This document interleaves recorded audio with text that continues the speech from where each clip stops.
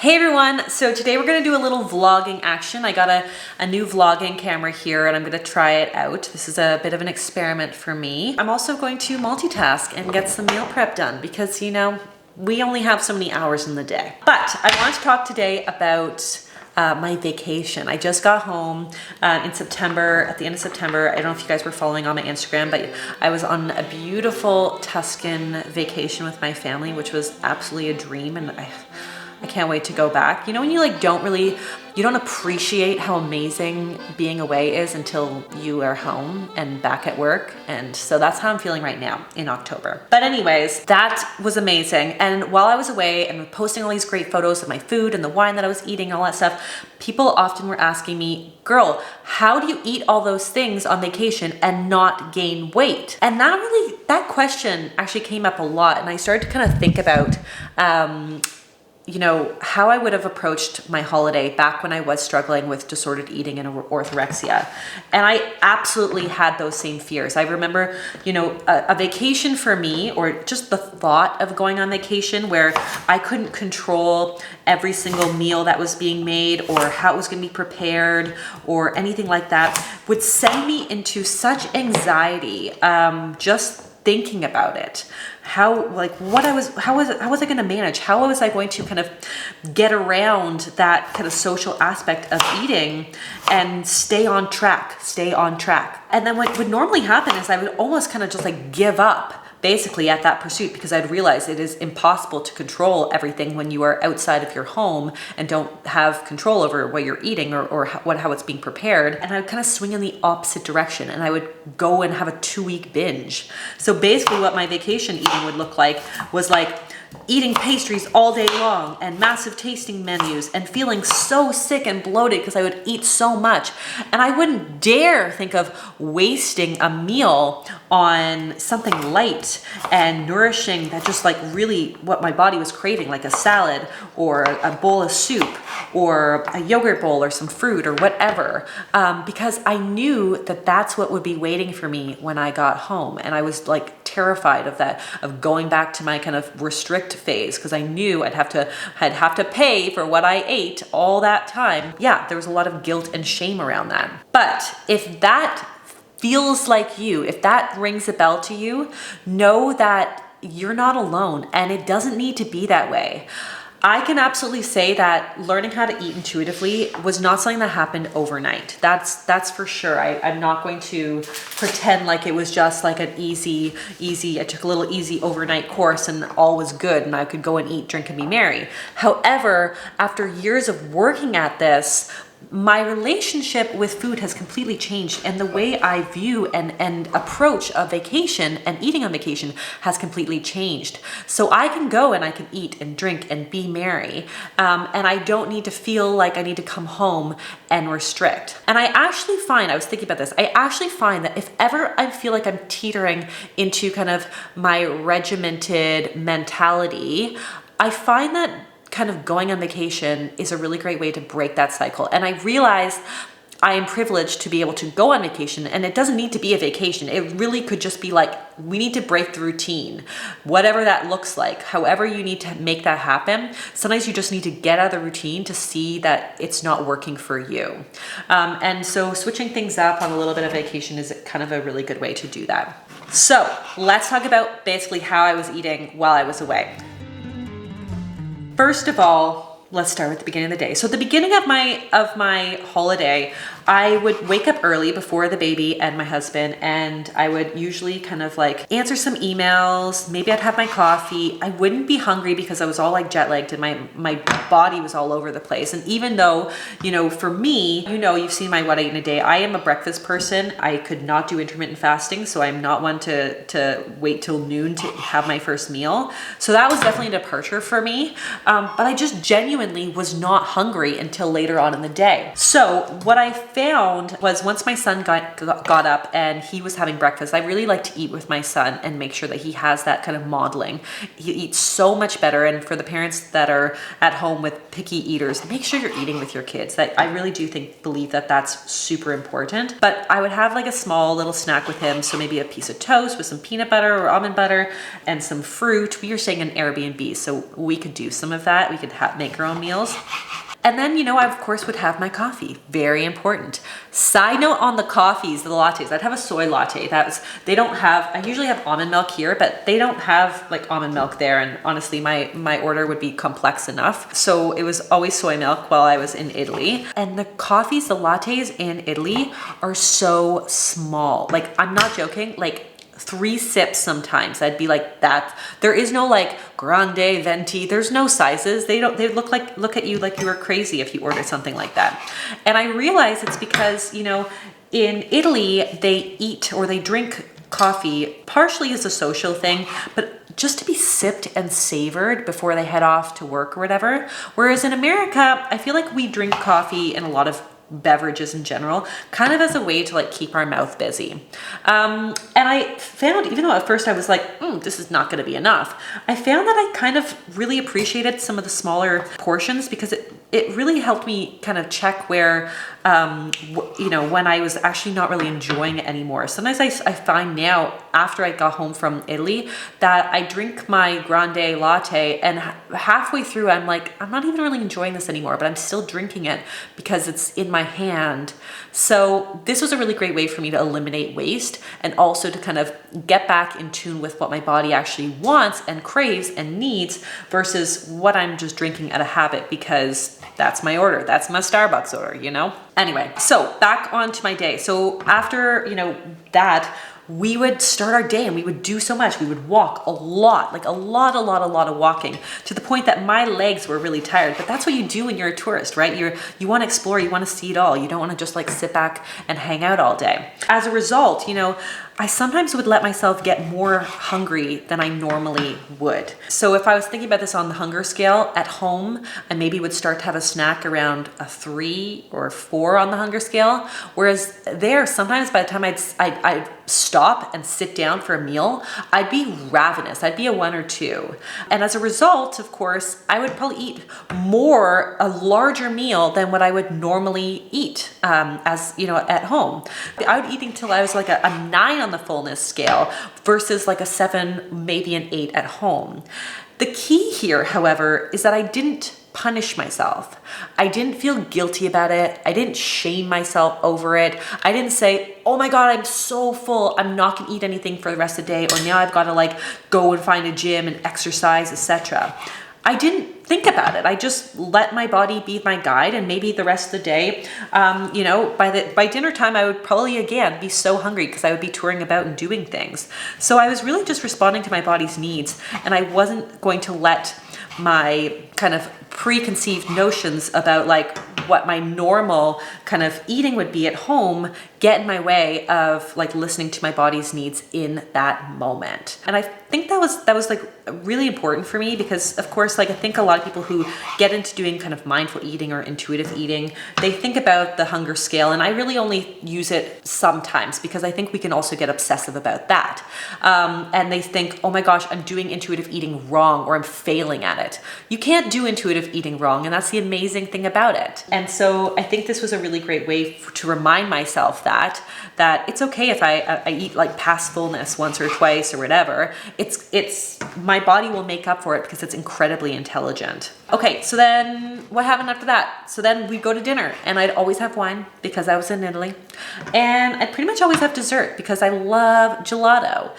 And this is the amazing thing about intuitive eating. There were days, folks, when I didn't even finish my gelato because I knew tomorrow was another day of delicious eats, and I could tour and I could have gelato then if I wanted.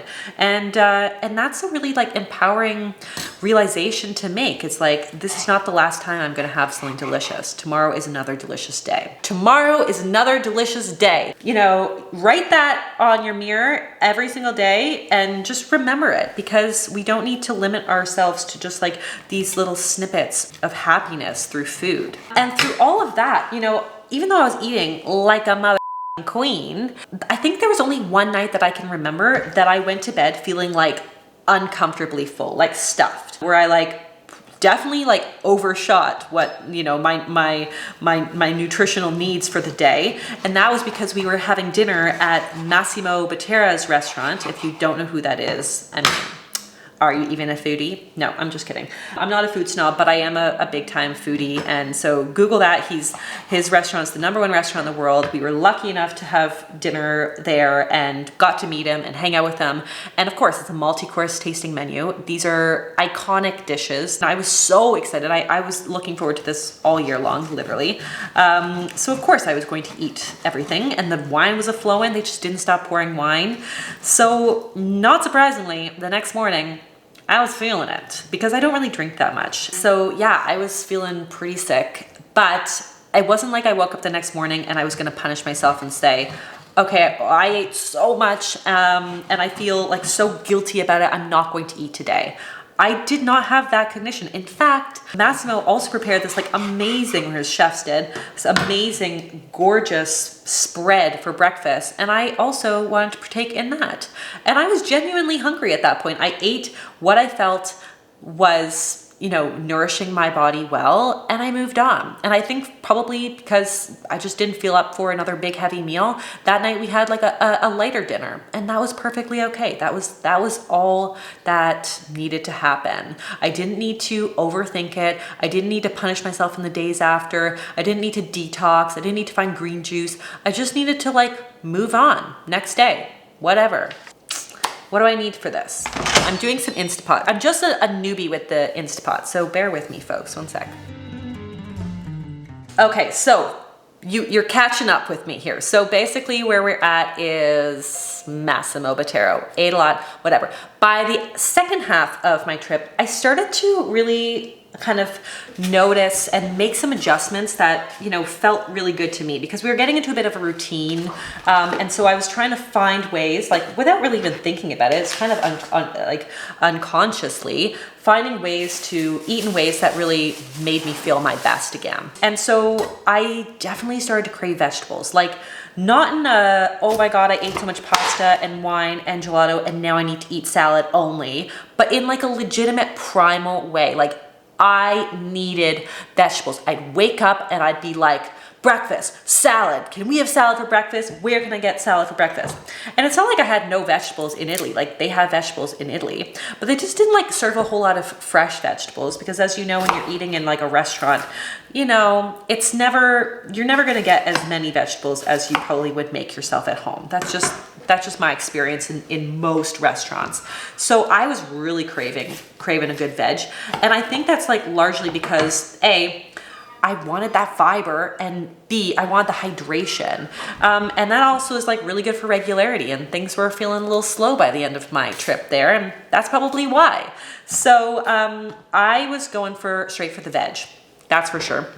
I also started to kind of pack snacks for myself, because that way I'd have to plan ahead. Like, you know, I knew I'd be out museum, you know, viewing or whatever for a few hours, and I didn't want to let myself get so ravenous that by the time I sat down for breakfast or brunch or whatever, that I was just like, give me all that bread, because that would happen. And I didn't even like the bread in Italy.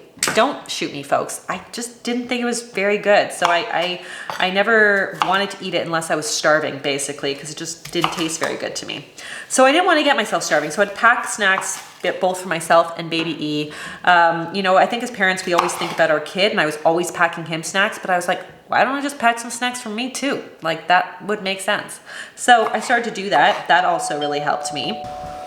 Sorry, had to be interrupted. I got someone at the door, someone on the phone, baby coming in, gotta get the milk ready, all the things. Anyways, back to my story. So what I wanted to say was that this wasn't as a way to like undo the damage of, you know, eating a lot in the earlier parts of my holiday. It had nothing to do with it. It was simply my way of incorporating what we call gentle nutrition. And gentle nutrition really comes from learning and paying attention to our body and learning what it needs to feel its best, ultimately. And what I was needing was some more vegetables in my life. I just had this like craving for that. And that makes like total sense. So by the second half of the trip, most of the time my breakfast and lunch had more, you know, salads. I was like actively seeking out places where I could get a salad. I was having, you know, fruit and yogurt, and I was also like drinking a little bit less. You know, I'm not a big drinker in general, but I was in Italy, and so sometimes it's tempting. But I was finding that having more than like one full glass of wine a night was impacting my sleep, and it was interfering with my ability to get like a good night's sleep. And as you might know from me talking about it earlier, I am a bad sleeper. I am an insomniac, and I'm going to talk a little bit about my journey on that if you guys are interested. So if that's something that you're interested in, leave me a comment below and I will follow that up with a video. I am adding a lot to this pot, so I hope this is gonna work. So let's talk about, of course, what probably a lot of you guys are wondering, and that is, girl, what happened to your body and your weight as a result of this holiday? Here's the amazing thing, like, it really didn't change. And it didn't change despite the fact that my eating was drastically different than normal. My exercise regime was very different. I really didn't have access to a gym till most of my holiday. And it stayed the same for a few reasons that I'm aware of, at least. One is because I was probably eating within my needs, give or take, for most of the holiday, even though I wasn't planning or prepping or counting anything. B is the fact that, like, I've already talked about this in my other videos when I talk about set point theory, but I really truly believe that our body kind of wants to be a specific weight or a weight range, and it'll kind of fight to maintain that weight, give or take, depending on what you do, as long as you are listening to your body and not like consistently eating beyond what it's telling you to eat, or under what it's telling you to eat, I should also mention. And C is the fact that I wasn't previously restricting or currently restricting my intake when I was at home in any kind of way that would make me or encourage me to binge out of control once I got on vacation and I was outside the kind of comfort of my regime at home. So there's really so much power in permission, and I think we often forget about that. And one of these kind of food-driven holidays, like what I just described, is a really great way and a reminder of how smart our body really truly is if we just give it the opportunity to tell us what it needs. And I want to reiterate here that I recognize that this feels like something so far away from what you experience, for some of you guys who are watching at home, and I don't want to diminish the struggle that can come along with trying to learn how to eat intuitively. It's not just something I figured out overnight. This is something I'm actively having to work on even today. But I'm hoping that this story is a bit inspiring, so that those of you who do approach a holiday with anxiety, which really kind of defeats the purpose of a holiday, right? There is hope. There is an opportunity for you to go on vacation and not have to come home to not only work and not a vacation, but also the anxiety of undoing the damage that you did while away. So bottom line, I hope this was interesting, helpful, inspiring. I hope this kind of gives you an idea of what intuitive eating looks like in real life, and also what gentle nutrition looks like in real life, which we'll be talking about as we go through the intuitive eating series. But I also really want to reiterate here that intuitive eating is not something that I just picked up overnight. I want to make sure that you guys know that. I don't want to diminish the struggle that is learning how to improve your relationship with food when we've been so engrossed in diet culture for so long. And I also want to really reiterate that I'm hoping that my story brings to light the idea that intuitive eating is not just another set of rules. There is no bar to measure against to figure out like whether we're doing it right or wrong. And intuitive eaters, they eat beyond fullness sometimes. They let themselves get ravenous sometimes. The key is to not judge ourselves and shame ourselves for those experiences, but rather to learn from what our body is telling us and to help that guide us in future eating scenarios and situations. And for me, those lessons are invaluable. They're so amazing when we're actually tuning into what our body's saying. So guys, I hope that this video was fun and enlightening. I'm gonna finish up some meal prep here. If you like this style of video of me kind of just talking more casually, please leave me comments below if you didn't. I know I'm still kind of learning this vlogging situation, so give me a little bit of time to figure out this camera. I just wanted to kind of jump in. I'm not good at reading instructions. So hopefully it wasn't too terrible, but I hope you guys enjoy and you have a fantastic day. Don't forget to subscribe. Ooh, I gotta check on those carrots. Leave me comments, like this video. I will see you next time on Abby's Kitchen. Bye.